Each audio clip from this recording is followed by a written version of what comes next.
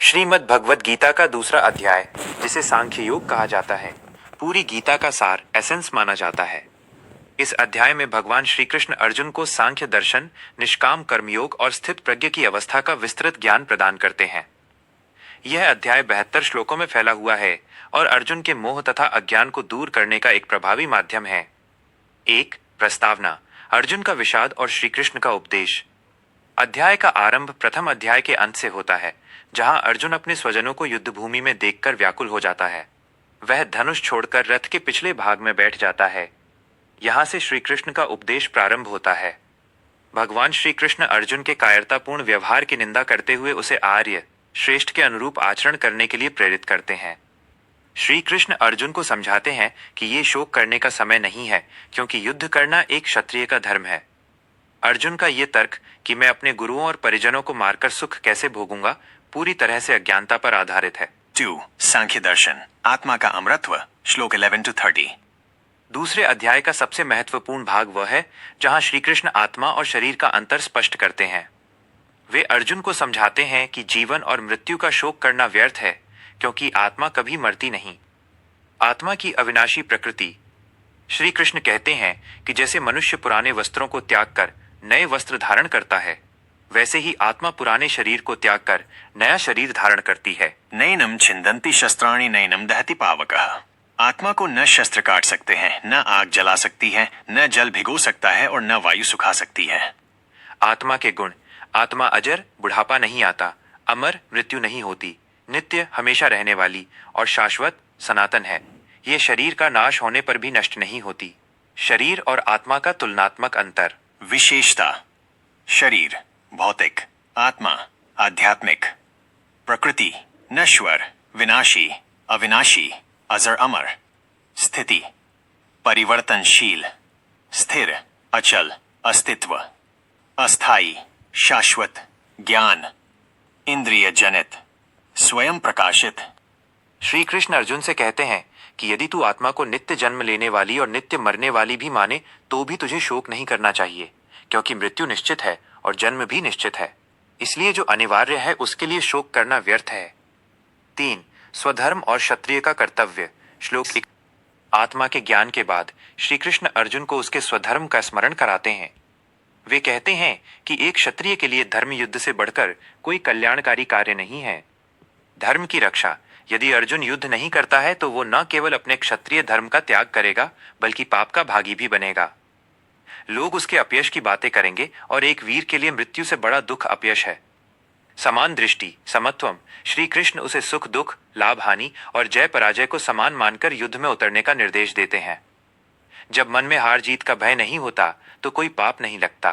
4. निष्काम कर्मयोग, श्लोक 39-53। यह गीता का सबसे प्रसिद्ध और व्यावहारिक भाग है। यहाँ श्री कृष्ण कर्म के विज्ञान को समझाते हैं। कर्मण्येवाधिकारस्ते मा फलेषु कदाचन। इसका अर्थ है कि मनुष्य का अधिकार केवल कर्म करने में है, उसके फल पर नहीं। फल की इच्छा ही व्यक्ति को बंधन में डालती है।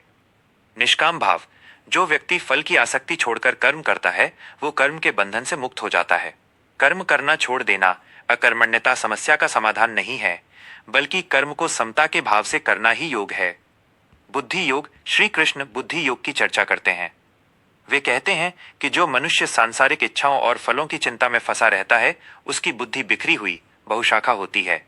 लेकिन जो स्थिर बुद्धि से कर्म करता है, वो सफलता और विफलता में विचलित नहीं होता। 5. स्थित प्रज्ञ के लक्षण, श्लोक 72। अध्याय के अंतिम भाग में अर्जुन प्रश्न करता है कि स्थित प्रज्ञ, स्थिर बुद्धि वाला व्यक्ति कैसा होता है। वो कैसे बैठता है, कैसे चलता है और कैसे बोलता है। श्री कृष्ण इसके उत्तर में उन गुणों को बताते हैं जो एक आत्मज्ञानी व्यक्ति में होने चाहिए। 1. इच्छाओं का त्याग। जो व्यक्ति अपने मन में स्थित सभी कामनाओं को पूरी तरह त्याग देता है और आत्मा में ही संतुष्ट रहता है, वही स्थित प्रज्ञ है। 2. समभाव। जिसे दुख में उद्वेग, बेचैनी नहीं होता और सुख में स्पृहा, लालसा नहीं रहती, जो भय और क्रोध से मुक्त है, वह मुनि स्थिर बुद्धि वाला है। 3. इंद्रिय निग्रह। जैसे कछुआ अपने अंगों को चारों ओर से समेट लेता है, वैसे ही स्थित प्रज्ञ पुरुष अपनी इंद्रियों को विषयों से हटाकर अपने वश में कर लेता है। पतन की सीढ़ी, the chain of रूइन। Shri Krishna एक बहुत ही मनोवैज्ञानिक प्रक्रिया का वर्णन करते हैं कि कैसे मनुष्य का पतन होता है। जीवन प्रबंधन के लिए अत्यंत महत्वपूर्ण है। ध्यान, कॉन्टेम्पलेशन। जब मनुष्य विषयों के बारे में बार बार सोचता है तो उनमें आसक्ति, अटैचमेंट पैदा होती है। काम, डिजायर। आसक्ति से कामना, डिजायर पैदा होती है। क्रोध, एंगर। जब कामना पूरी नहीं होती तो क्रोध, एंगर उत्पन्न होता है। सम्मोह, डिल्यूजन। क्रोध से मूढ़ता या सम्मोह, कंफ्यूजन पैदा होता है। स्मृति भ्रंश, लॉस ऑफ मेमोरी। सम्मोह से स्मृति, विवेक नष्ट हो जाती है। बुद्धि नाश, लॉस ऑफ इंटेलिजेंस। विवेक नष्ट होने पर बुद्धि का नाश हो जाता है। पतन, डाउनफॉल। बुद्धि का नाश होते ही मनुष्य का पतन निश्चित है। निष्कर्ष, अध्याय का सार। दूसरे अध्याय का निष्कर्ष यह है कि जीवन में शांति का मार्ग आसक्ति का त्याग है। श्री कृष्ण कहते हैं कि जो व्यक्ति इच्छाओं को त्याग देता है वो शांति को प्राप्त करता है। ये अध्याय केवल युद्ध के मैदान का उपदेश नहीं है, बल्कि ये जीवन के हर क्षेत्र में, चाहे वो पढ़ाई हो, कार्यक्षेत्र हो या व्यक्तिगत जीवन, मानसिक संतुलन बनाए रखने की एक मार्गदर्शिका है। अर्जुन का अंत में ये स्वीकार करना कि मैं अब संशय मुक्त हूं और युद्ध के लिए तैयार हूं, यह दर्शाता है कि उसे सांख्य योग और कर्मयोग का सार समझ आ गया था। स्थित प्रज्ञ बनने का अर्थ संसार छोड़ना नहीं, बल्कि संसार में रहते हुए भी उससे प्रभावित ना होना है। यही गीता के दूसरे अध्याय की असली शिक्षा है। दोस्तों, आशा है कि आपको आज का हमारा ये वीडियो बेहद पसंद आया होगा। हमारी टीम आप तक ज्ञानवर्धक और प्रेरणादायक कहानियां पहुंचाने के लिए निरंतर प्रयास करती है। आपका प्यार और समर्थन ही हमारी सबसे बड़ी शक्ति है। आपको ये वीडियो कैसा लगा? इसमें आपको सबसे अच्छा क्या लगा? हमें कमेंट बॉक्स में लिखकर जरूर बताएं, क्योंकि आपके सुझावों से ही हम अपने कंटेंट को और बेहतर बना सकते हैं। यदि आप हमारे चैनल पर नए हैं और आपको ये प्रयास अच्छा लगा तो हमारे परिवार का हिस्सा बनने के लिए चैनल को सब्सक्राइब करें और बेल आइकॉन जरूर दबाएं। अपना प्यार बनाए रखें। मिलते हैं अगले वीडियो में।